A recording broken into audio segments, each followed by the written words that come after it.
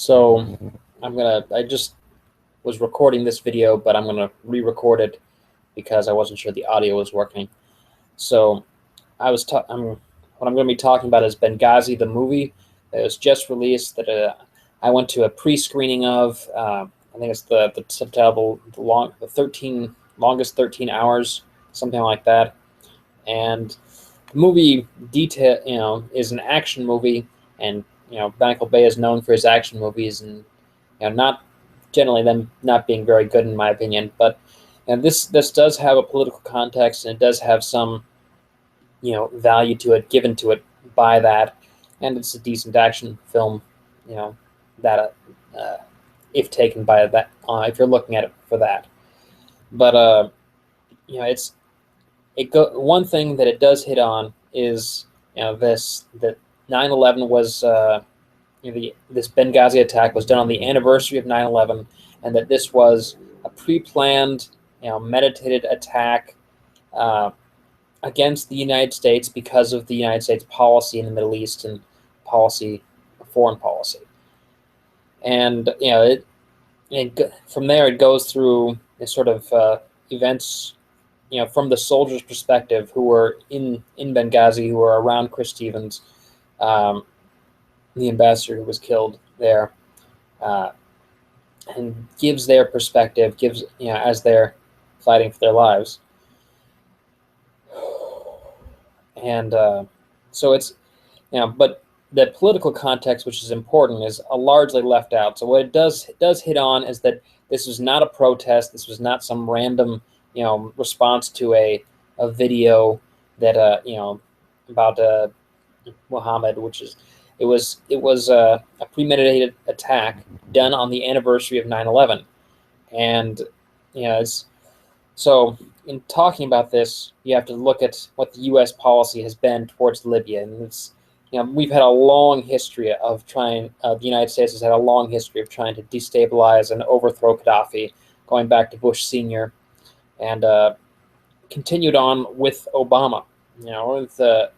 In the modern era, he is Obama, bombed Libya and had effectively had Muammar Gaddafi killed, and this created the state where Chris Stevens they were moving in trying to establish this idea of democracy, but they had toppled the reigning government, but who they put in power in effect had been Al-Qaeda, had been these other Al-Qaeda networks, because Muammar Gaddafi was keeping them in check, was working to do certain things with more women's rights and this sort of thing. But that's the political, that's some of the context historically, as that the U.S. created a situation of turmoil in Libya, and then it has been wanting to, the empire, this empire policy coming from the United States has wanted to topple Gaddafi and control that and destabilize it and keep it in constant conflict and constant destabilization to prevent that area from developing, because if Libya develops, if Africa starts developing, it's a threat to the empire. And that mindset has created this empire push to destabilize Libya. So what's left out, what the political context is that's left out is there's a lot that's left out.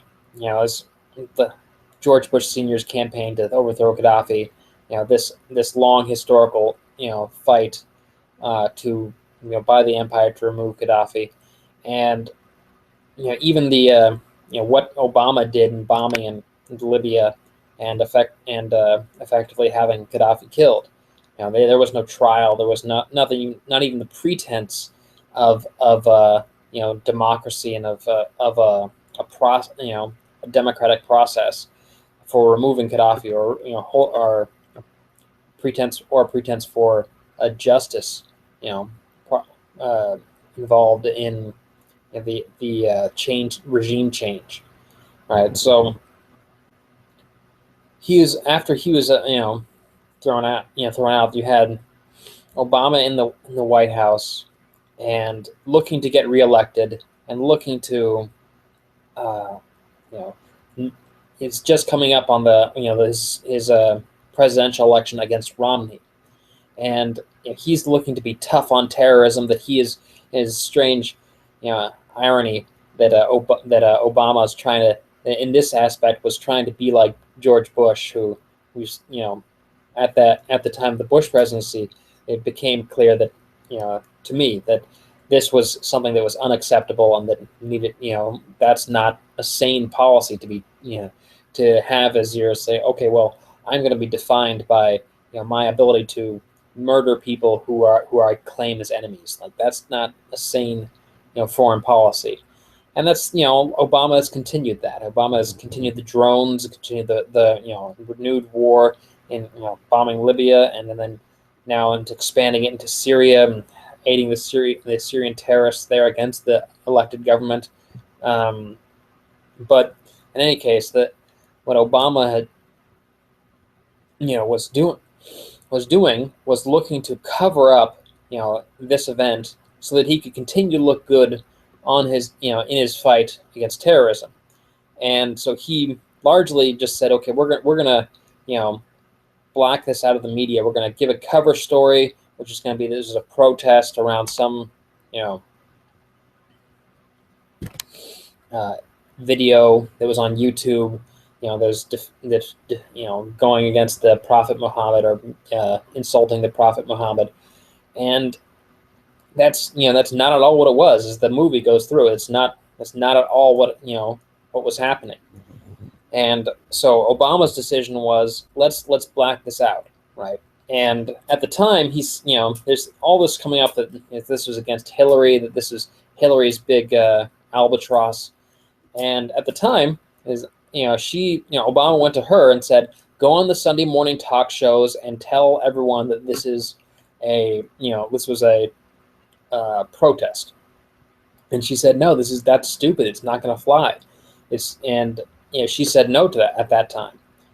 And so Obama went to Susan Rice, and she went on the talk shows in much the same way that Dick Cheney did in the Bush presidency. To spew the line about that was going to be covered in the media and create a narrative for this idea that this was just this is just a protest and not an actual terrorist attack given on the anniversary of 9/11. So it was that's the serious threat. Now later, Clinton under huge pressure from Obama became said in front of Congress, oh, what does it matter anyway?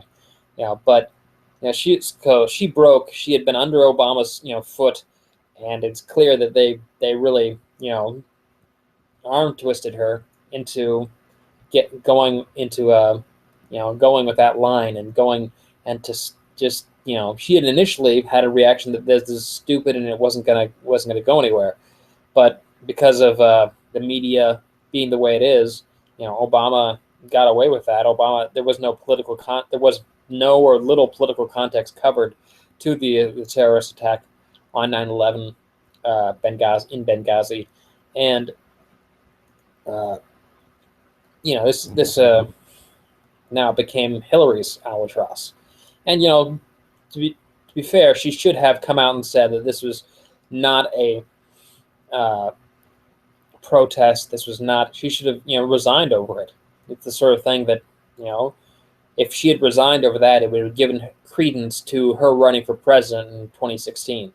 And she didn't, and given all the trouble, all the compromising and that she's had to do, not on principle, compromising based on corruption that she's done, this tarnished her ability to be president, if not totally destroyed it.